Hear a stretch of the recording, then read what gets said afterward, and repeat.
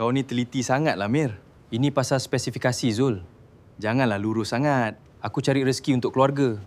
Yelah. Ayah, tengok Maya lukis apa? Ni ayah, ni Maya. Ayah ni Wira macam dalam TV tu. Wira kena kuat kan, Maya? Mestilah, Wira tak pernah kalah.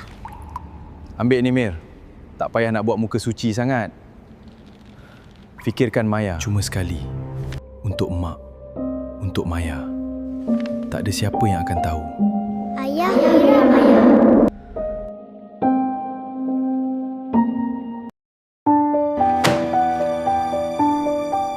Aku tak mau duit ni.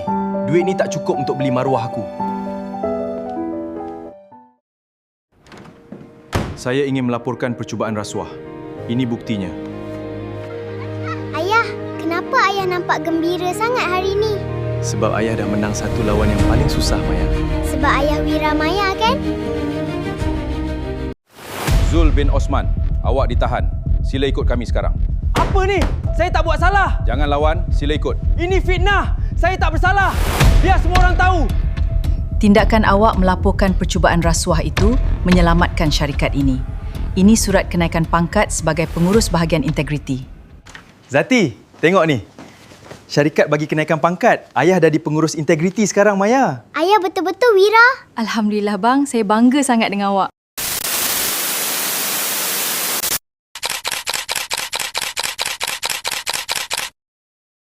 Empat individu termasuk seorang ketua pegawai eksekutif CEO dan dua wakil perunding Sebuah Persatuan Bola Sepak ditahan selama 3 hari bermula hari ini sehingga 7 Januari. Mereka disyaki meminta dan menerima rasuah bernilai kira-kira 5 juta ringgit.